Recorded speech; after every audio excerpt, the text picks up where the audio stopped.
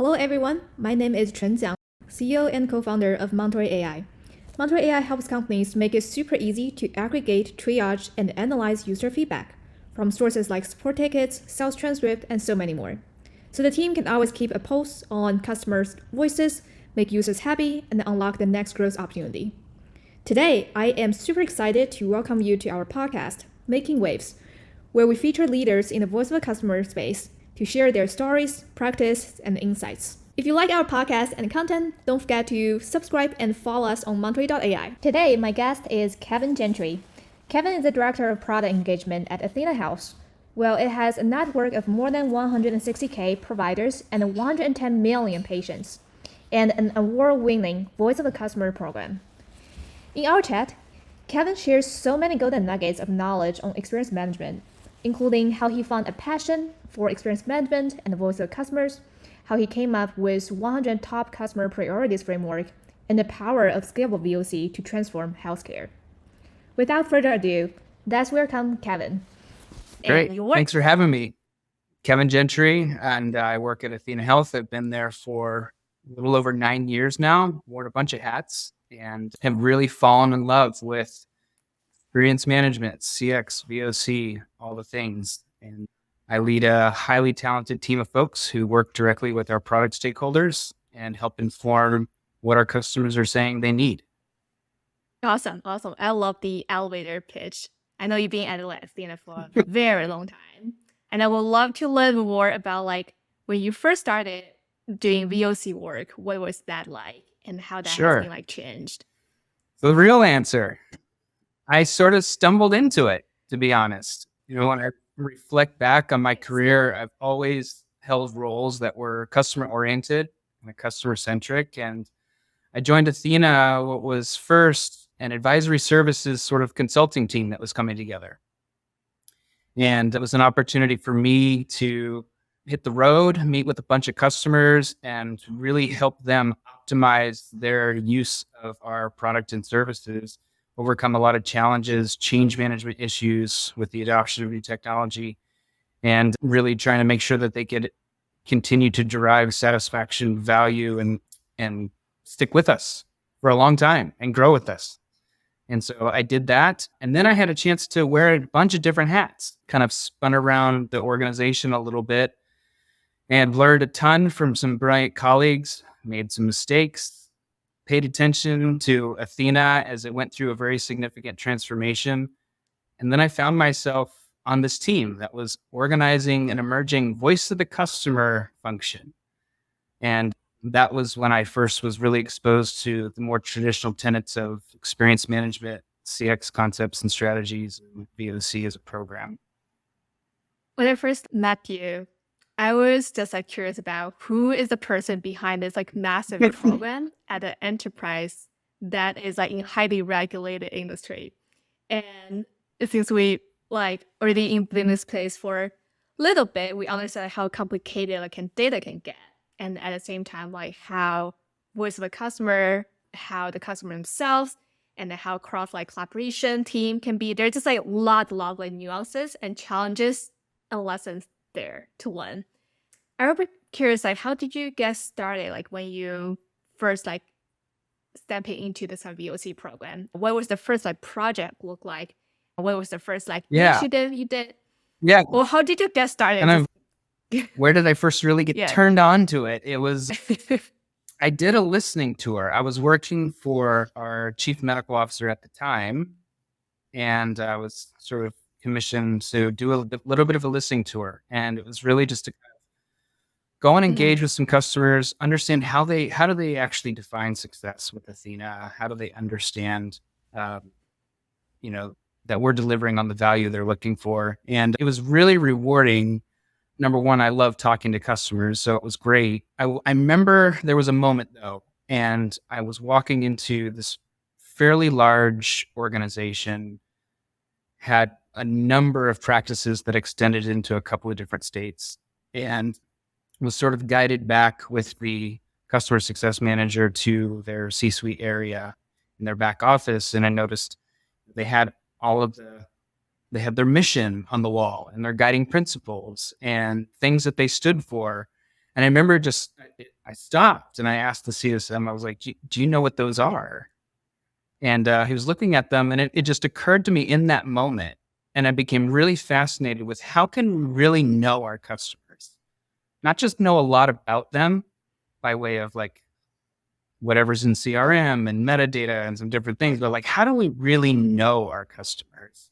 And it was sort of like really prompted this fascination for me around everything that we do should reflect back how that individual customer sees their mission and values, right? Like, can we actually deliver updates, enhancements, solutions, touch points with them along the entire sort of journey they have with us in a way that translates back to how they see this is actually helping me solve my mission and my guiding principles. So that's really sort of like when it really started to kind of unfold for me. And then as I've thought about VOC and customer experience and sort of been in this space, I really think of VOC programs needing to sort of operationalize around kind of 3 different dimensions. It needs to be accessible, responsive, and personalized. And that last one is, I think, one of the hardest things to do. And I spend probably way too much time thinking and bemoaning about it. But I think that's really kind of 3 things that need to be in place in order to do that right. And then you can have a really, really rewarding program. So one of the first things I did officially on the team is I was leading commercial enablement programs for VOC. And so I was spending a lot of time with customer success, operations, other customer facing teams, even sales. And that was when I really started to understand and put the pieces together about the transformational power of collecting and acting on the right set of data. Tell me what is your definition of this kind of accessibility of VOC? So I think that one of the things I like to say, and I told this to my team, and I told this to everybody, like, we're only as good as our data. And I think that like what I'm really proud of in our program, and this is also hats off to my boss and a lot of the direction that he set forth to really bring together a true omnichannel approach. And so when we think about connecting across everything that we're hearing inside of our entire survey journey work, which includes NPS and sentiment and a bunch of things, we have a really robust platform for customers to engage on, that they're providing a lot of individual pieces of feedback. And then we have a bunch of internal channels as well that, CSMs can advocate for ideas and feedback on behalf of their customers.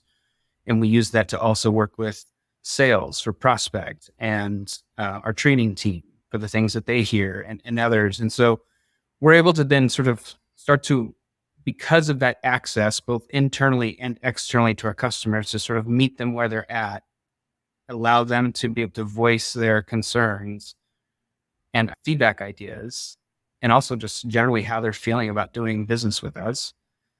And then internally, having that same sort of robust approach to being able to collect that data has given us a really deep, rich sort of ecosystem of data that we can do a lot of things with and get really flexible with.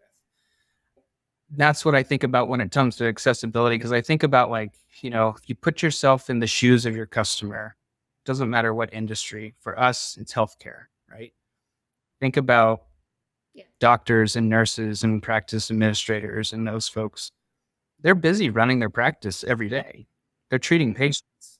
Like, that's their focus. Right. That's what they want to be doing, and that's what they should be doing. So that's what we want. We make sure that then when they need to communicate a piece of feedback or need to convey sort of some impression they're having, we do it in a way that is easy and accessible for them to be able to do that. Data can get overwhelmed. It's really very hard for users or consumers to log the data. But even when we figure out that part, the next question is okay, internally, we only have so much resources every quarter or every year. Voice of a customer is touching so many functions like sales, marketing, product design, user research, customer success, literally everything. What are some practices that you find that are very efficient to make the internal team accountable on voice of customers? Yeah, it's a great question. One of the things that we evaluate all the time is, do we maintain sort of a very high level of organizational awareness so we understand what is the data that the individual teams are needing? how do they want to access it and retrieve that data. So we have a number of really smart internal self-service tools that they can go in. They can direct query if they want to. All of our data is in Snowflake. But they can also pull data specifically out of a number of different dashboards that we have ready to go. On my team in particular, I've built out a lot of processes for them to be able to, we have, a simple Jira form, fill this form out. It's an issue collector, tells exactly what you're looking for. We're going to get that. We're going to assign it out to somebody. It's going to go on their sprint. They're going to be able to turn around an analysis really, really quickly so that we can make sure that we have that piece of it covered too. The challenge with that is that we have to make sure that we're always educating the business across the internal teams of, we have all this data.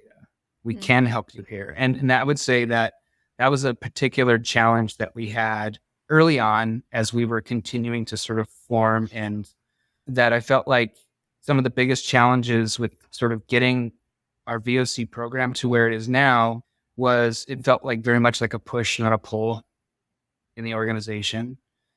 And now it's very much a pull. And it's exciting because we have such demand and appetite for our stuff that we have to then think about how is this impacting our capacity, which is not a bad problem to have. But it's taken a lot of relationship building and understanding and continuing to pressure test and pilot things and experiment with what's the most efficient way that we can get this information to the right team at the right time so that they can actually act on it. What was the trigger there? What was the trigger that you feel like, oh my God, the table has flipped? It's a pull and no longer a push. Athena we'd gone through some transformation in a way that really positioned us well to be a lot more customer centric in my mind. And we started to be able to see that there was an expectation for us to then be part of corporate initiatives. And so we had that sort of hook. And I think it was also in just sort of being able to prove the value. It was just continuing to put in the reps of reflecting back to the business. Here's where we're actually impacting customer experience because of data that we're acting on, whether it's new capabilities, new enhancements, et cetera. And, one of the ways that we did that too was we had constructed what we call our top 100 customer priorities list. And it became a really impactful and meaningful sort of recognized artifact across the business. It definitely was a little bit of an iterative process as it sort of kind of came together, but it really is a representation when we look across all of our data sources that is sort of like, what are the most top emerging thematic needs we're seeing across all of the data that represents our customer base. And then you can double click into it to then pull out all kinds of different lenses of that segmentation, specialty, user, different things. And one of the ways that we were able to also sort of stand that up too was able to effectively get shared accountability metrics, right? So the way that we measure the impact against that list is something that is shared goals that we have with product, with customer success, et cetera. It's on a scorecard. We report out. And so that has been really helpful as sort of a unifying framework and sort of a mechanism in the business to be able to then create that appetite and interest to want to address the things on that list.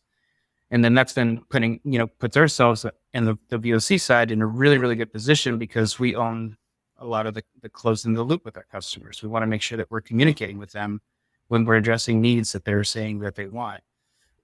So I would say that was a big sort of tipping point.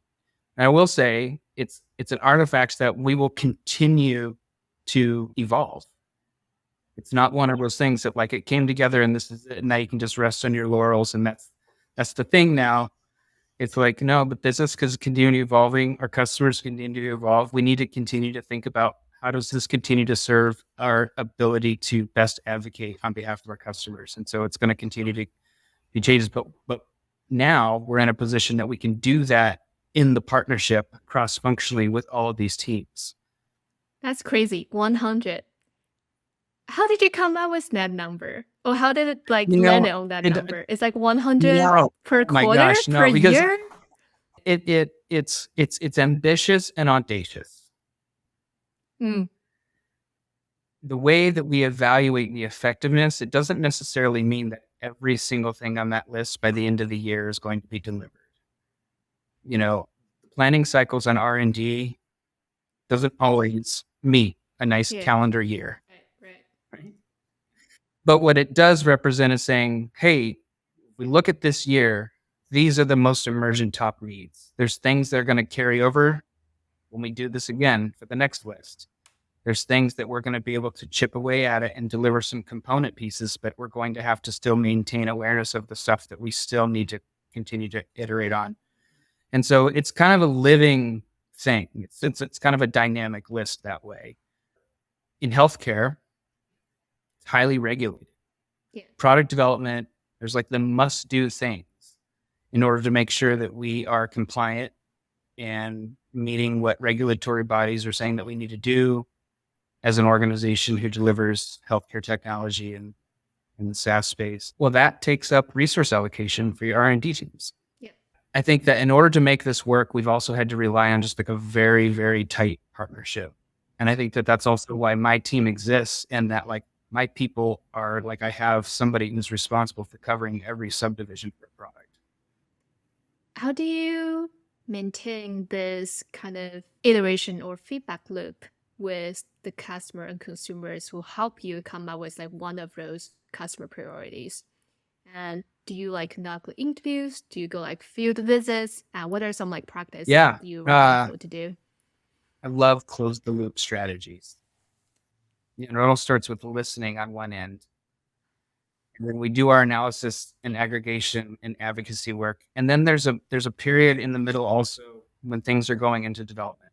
And we make sure that we're extending all the opportunities to our customers to make sure that they're aware of what's happening with their feedback, how they can get involved in research, testing. Or you let them to choose how they wanted Yeah. to be involved? So the way That's that pretty cool. the way that we do this is that we have a group that runs our research council. And so they're doing early stage research tests and discovery studies. We have a centralized place in our community platform, as well as communications that go out, as well as information that CSMs can guide their customers to say, hey, here's a bunch of research studies. We're looking for people who can get involved. People can sign up to be on the research council, and they'll get a continuous feed of available studies to get involved with.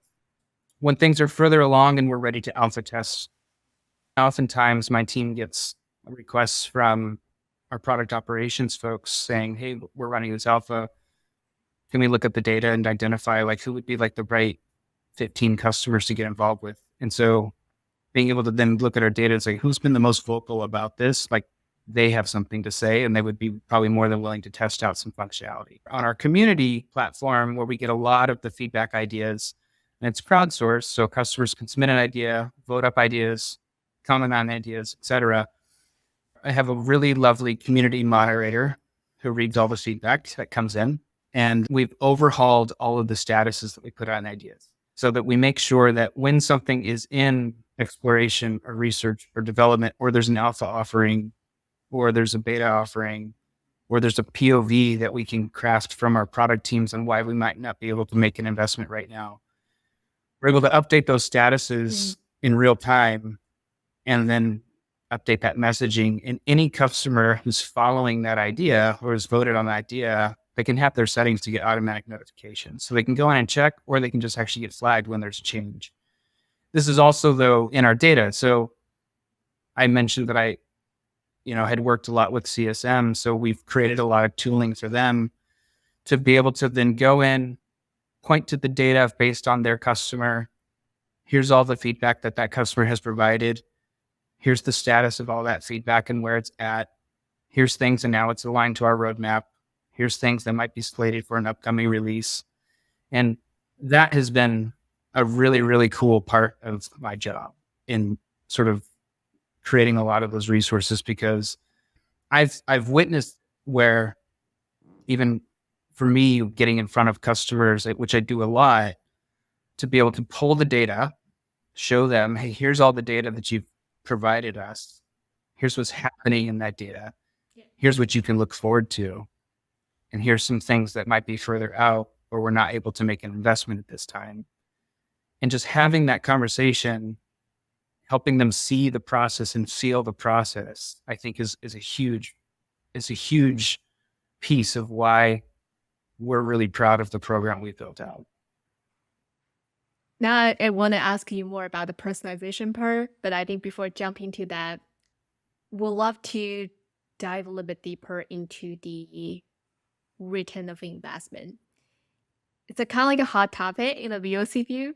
I'm not sure how you feel about it, but we as a practitioner, right, like VOC, we understand like, okay, VOC is definitely driving an insane value for like brand loyalty, for like customer satisfaction, for, like conversion, for its loyalty just in general. But I would be curious like to hear a little bit more like from your side. What I would say that really helps inform the value of the program is when we can see an increase of customer engagement and user engagement. I would also say that it's not just feedback, ideas, and things that customers want us to build new features and functionality for.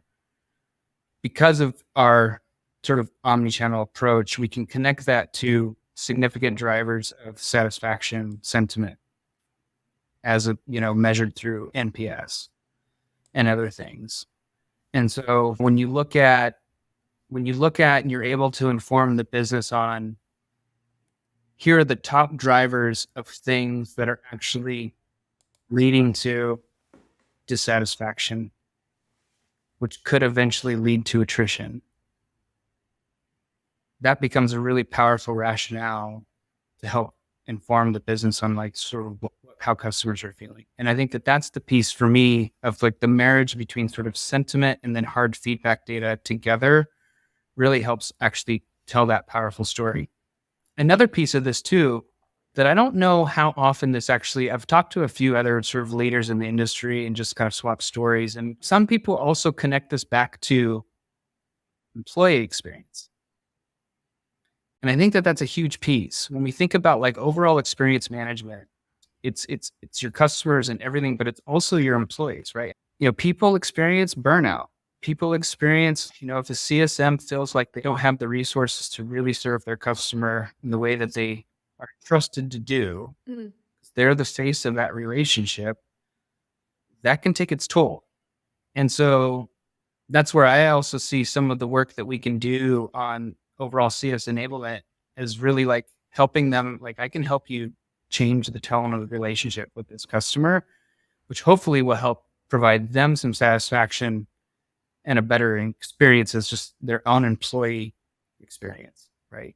Another example is if ICs or like engineers, designers, product managers, they see more and more feedback, like positive feedback coming in, everyone will feel like more motivated and energetic to like serve the customers. I will say I've noticed also is as the appetite across the business grew for more of what we had to offer, the product managers and the product teams get really excited when they can rattle off stats of like my features addressing this many ideas with this many user votes and this many internal ideas and that sort of thing.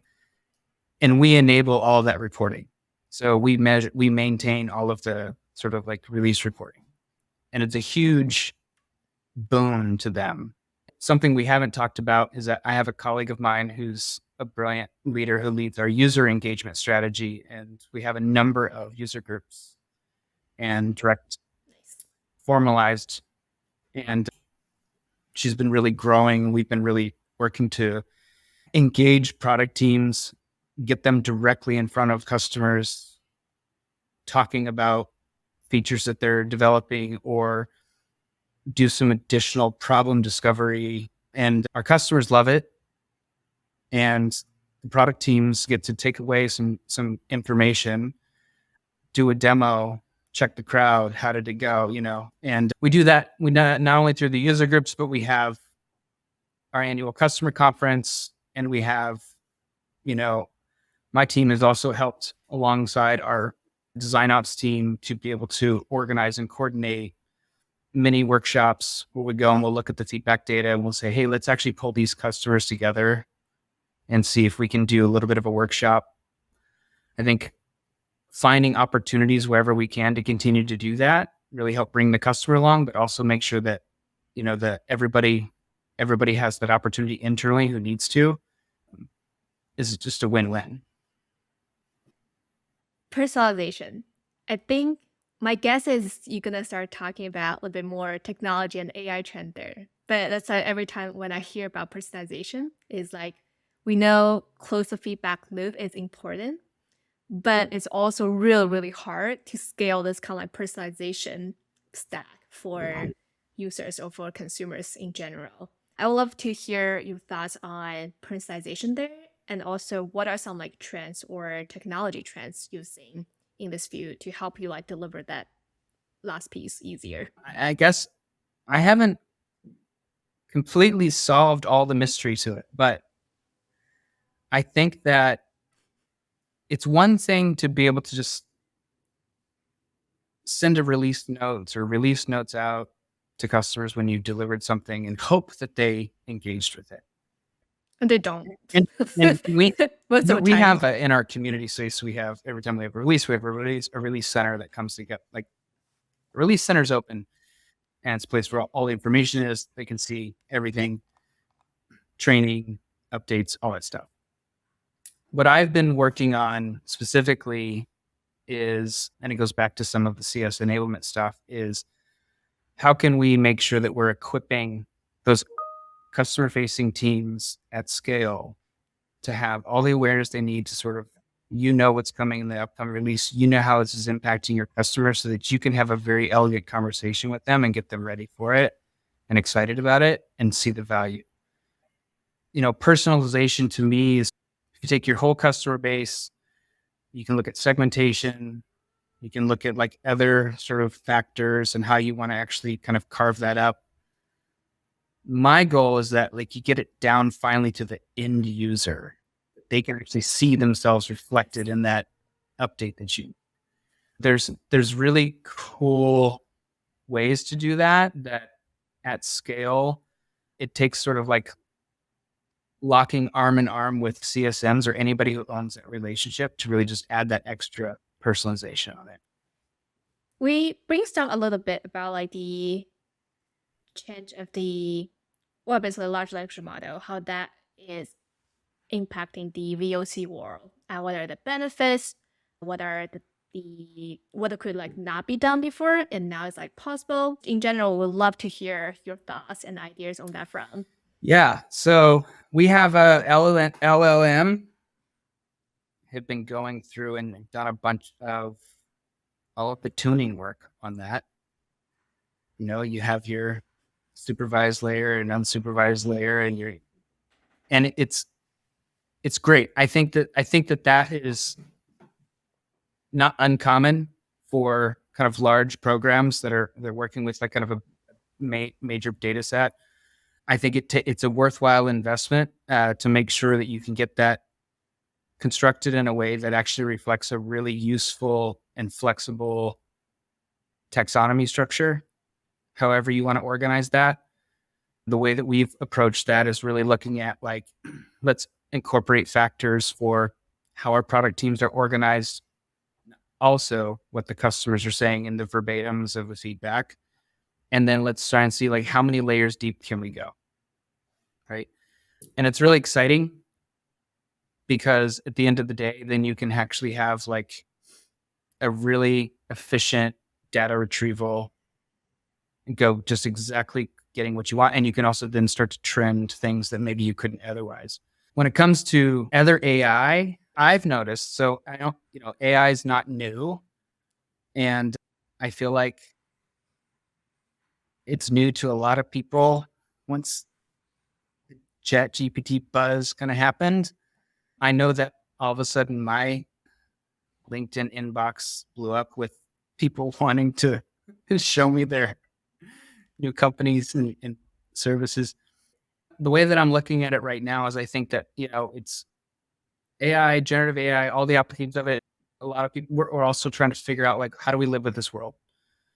I don't think it's something to be afraid of. I think it's something to actually be embracing of. What I would say about it for VOC is that if it can be wielded in a way that offloads friction, automates tasks, provides a bunch of efficiency and confidence in the data, that then frees your team up to then spend most of their time working on enriching like real human connections with your customers. I think that that's the win. Yes. But I don't think it's something that should be like, oh, this is going to replace the entire workforce. Where, like, no, you should look at it as replace the things that it should replace, maybe, but then use that time that you get back to then like continue to get to know your customers, engage with them. And one of the things I think is really unique and interesting about your offering to me is it seemed to be less focused on sort of like prompt engineering, which I think is like superseded a lot of the attention. And the way that I actually thought about the way that you engage your offering is you're sort of like mentoring the AI. And I think that that approach is really, really smart and unique because you're not trying to jump through a bunch of mental gymnastics to try and get it to spit out what you hope it will. Instead, you're actually getting it to actually know you're going to actually understand me and how I want to actually leverage this tool. So definitely hats off to you. I love that. Thank you. Yeah, I think VOC, honestly, I think it's about parenting. You're parenting data, but also you're parenting the organization, parenting user to kind of like keep fostering and nurturing this kind of feedback loop. That's how we kind of build our platform. Like at the end of the day, I wanted this platform to be able to automate a lot of data tasks. But also giving you this kind of like a really smooth way to educate you about asking the right question, finding the right data, finding the right cohort of users to talk to. So if we can like release everyone who used for this platform from all these tasks, and then they can have a 10 more like calls with users and consumers and customers every week, that's gonna be the biggest win. I think that's why every time I hear feature requests about like, hey, can you generate like user personas or a lot of deliverable-ish task, I'm like, that is what AI really good. But that's not gonna be the biggest like thing to unlock as kind of customer intuition for the whole organization. I mean, think about it like with product teams where they feel like, what's their perception of how many layers are between them and their customer, whether it's tasks, things, geography, whatever. Yeah, Meetings. and how can this sort of like just really shrink that distance, right? So I'm not sure if you noticed, there are a lot of generative like UI or generative like code platforms like coming up. I think the service or the product itself is also moving to a more and more personalized version. So for example, right now like with Spotify, everyone has different recommendation algorithm or mechanisms there. But at the same time, we also want to be a little bit more opinionated, at least in healthcare, about how consumers or patients or users like should use the platform or service. How do you view this kind of like two paths there? Are we going to move towards a future that everyone is able to control their own interface, own experience? Are we going to be finding kind of like a middle ground? I'm curious how you think about it. I think it gets tricky in theory, like AI can automate anything, right? But I think what's appropriate when it comes to actually treating patients, right? And that's where I think that like AI in general, I don't think should ever, regardless of the application, I don't think it should ever relieve us of the responsibility to do certain things in our jobs. And I think that in healthcare, it's like, how do we free up doctors to actually just be doctors? That's what they want. Not like completely have like a robotic proxy of that doctor. Right. So it's definitely like a lot of challenges. And so then what's that? What are those things? And sort of what is that level of useful assistance that AI can provide versus no, this actually goes against a regulation or this actually creates a patient safety issue. So I think and that's something that Athena is definitely thinking about that, and our product teams are definitely like thinking about that. And you can find even out there some talks that our chief medical officer, Dr. Jessel, has given, and some others around how we think about AI. But we definitely know AI is not going away. It's here. It's to be embraced. We just have to figure out how do you do it. Yeah. That's why voice of customer is getting like even more important than ever, because there are a lot of tests and iterations need to be done between patients and doctors to see how they feel about thousands of iterations of output of AI. Yeah, we want to do everything that we can to make sure that we're freeing up those providers to be able to treat patients and deliver the best optimal outcomes that they can. And so when we think about that customer base and that we serve and what we've seen on VOC continues to reinforce a responsibility to, I'm not going to just dump a data set into an AI engine and say yeah, tell me, like, I'm going to just trust you to tell me what it is. Like, I think that I still have to bear that responsibility, but I can guide AI tools and use them so that I can be more efficient and help the teams that I work with be more efficient. I think that's the sweet spot.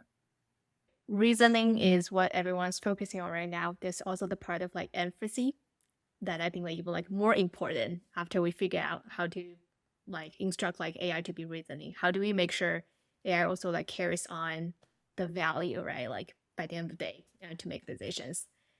Well, we talked a lot today. One question so that I usually ask for everyone. What is the one book that you read recently or for the past like 5 years that will be really valuable for VOC practitioners? Go ahead. I actually just got a new book.